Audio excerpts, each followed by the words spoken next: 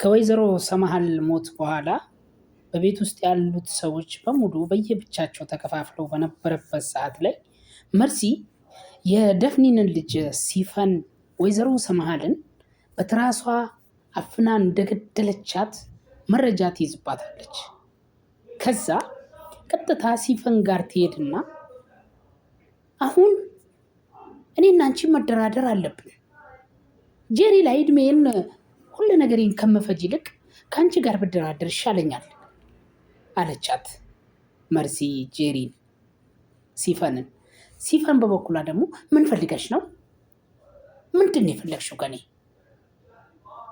ለምንድን ነው ወደ እኔ መጣሽው? አንቺ እኮ እኔ ቀደምኩሽ እንጂ እኔ ባልቀድምሽ ኖሮ ስለ ቀደምኩሽ ተናደሽ ነው እንዴ መጣሽው? ትላታለች ሲፈን። መርሲ ደግሞ አይ አይደለም፣ እንደዛ አይደለም፣ እኔ ከአንቺ ጋር መደራደር ነው የምፈልገው። አንቺ እኮ ጥሩ ስራን የሰራሽው ትላታለች።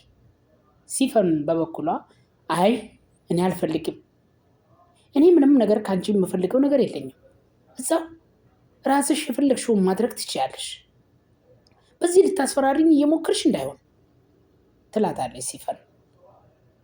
መርሲ ደግሞ እረ አይደለም፣ ምን እያስፈራራውሽ አይደለም እኮ አንቺ ጥሩ ስራ እንደሰራሽ ከአንቺ ጎን ለመሆን ነው የመጣሁት ትላታለች መርሲ። ሲፈን በበኩሏ እኔ ከልጅነቴ ጀምሬ ሁሉን ነገር በውስጤ ቋጥሬ የኖርኩና ከልጅነቴ ጀምሬ ነገራቶችን ከእናቴ ሞት እናቴን የገደሏት ሁሉንም ልበቀላቸው ነው ወደዚህ የመጣሁት። በእናቴ ሞት እጅ ያለባቸው ሰዎች ሁሉም አይተርፉም ትላታለች መርሲ። ሲፈን መርሲ በበኩሏ ኧረ ወይኔ ወደ እኔ ልትመጣ ነው እንዴ? እችማ ምንም መመለሻም የላትም፣ እኔማ አትነካኝም እቺ ትላለች መርሲ። ሲፈን በአይነ ቁራኛ እየተመለከተቻት መርሲም እጇ ካለባት ዋጋዋን እንደምትሰጣት በውስጧ እያሰላሰለች ቁጭ ብላለች። ጄሪ ደግሞ በበኩሏ አቶ አምነን ጋር ትሄድና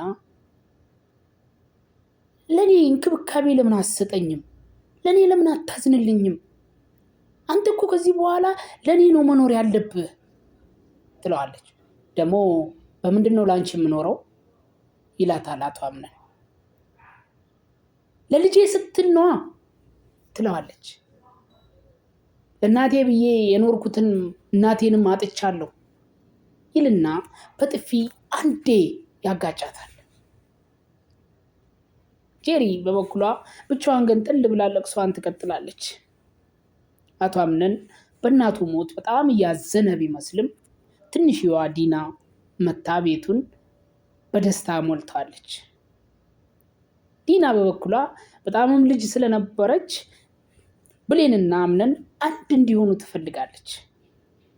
ብሌንና አምነንን ለማገናኘት የማትቆፍረው መንገድ የለም፣ የማትሄድበት መንገድ የለም።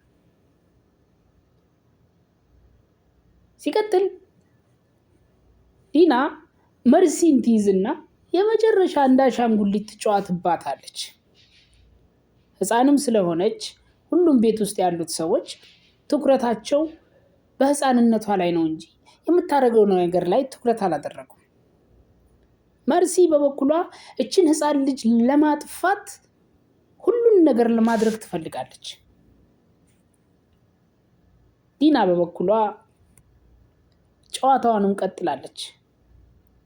ወይዘሮ ሞርዚና የወይዘሮ ደፍኒን ልጅ ሲፈን ወይዘሮ ሰማሃል ከመሞታቸው በፊት ሲፈንን በድርጅቱ ውስጥ ለመቅጠርና በድርጅቱ ውስጥ ጥሩ ስራ እንድትሰራ እያመቻቹላት ስለነበረ ወይዘሮ ሞርዚናን በበኩላቸው እህታቸው ሲያደርጉ የነበረውን ነገር ሊያደርጉላት ቃል ይገቡላታል።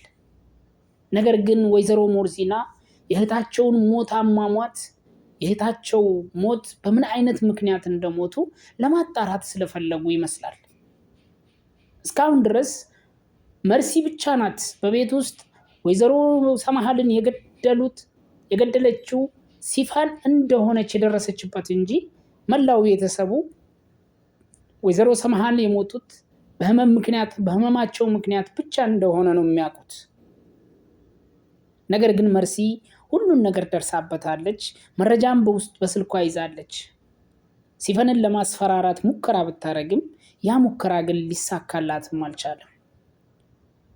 አምነን ምንም ያህል ብሌንም ቢወዳትም ከብሌን ጋር ለመኖር ምንም ነገሮች አልመቻችለት ብለዋል። ምክንያቱም የጄሪ እርግዝና ነገራቶቹን ውስብስብ አድርገውባታል። በዛ ላይ የእናቱ ሞት እሱን ከማንኛውም ግንኙነት ውጪ ስላደረገው የእናቱን ሞት ትዝታ ብቻ ወደኋላ እየተመለሰ እናቱ ስትመክራቸው የነበሩትን ምክሮች ብቻ እየሰማ ህይወቱን ቀጥሏል። በቤት ውስጥ ያሉት ሴቶች በአጠቃላይ ከብሌን በስተቀር ለአቶ አምነን የሚያዝንለት አንድም ሰው እንደሌለና የአቶ አምነንን ሀብትና ንብረት ድርጅቱን ለመውረስ ሁሉም ደፋ ቀና እያለ እንደሆነ የእናቱም እህት ሞርዚናም የድርጅቱ ባለቤት ለመሆንና ድርጅቱን በእጇ ቁጥጥር ስር ለማድረግ እንጂ ደፋ ቀና የምትለው በእህቷ ሞት ምንም ሀዘኔታ እንደሌለባት ያስታውላል። መርሲና ሲፋን መጨረሻ ላይ ምን ይሆናሉ? አቶ አምነንስ ከእናቱ ሞት መሃላ የገባበትን ጉስቁልቁል ያለ ህይወት እንዴት ብሎ ሊወጣ ይሆን የሚለው አጓጊ እንደሆነ ቀጥሏል። ወይዘሮ ሞርዚናም የእህቷን ሞት የእህቷን ገዳይ ልትደርስበት ትችላለች ወይስ አትችልም የሚለውም አስፈሪና አስጨናቂ ሆኖ ቀጥሏል። ጄሪ እውነተኛ እርግዝና አለባት ወይስ የለባትም የሚለው አጠያያቂ ጥያቄ ፈጥሯል። መርሲና ሲፋን አንድ ይሆናሉ ወይስ አንድ አይሆኑም የሚለው ልብ አንጠልጣይ ሆኖም ቀጥሏል። መርሲ ሲፋንን ለማስፈራራት ብትሞክርም ሁሉም ነገር ሊሳካላት ግን አልቻለም።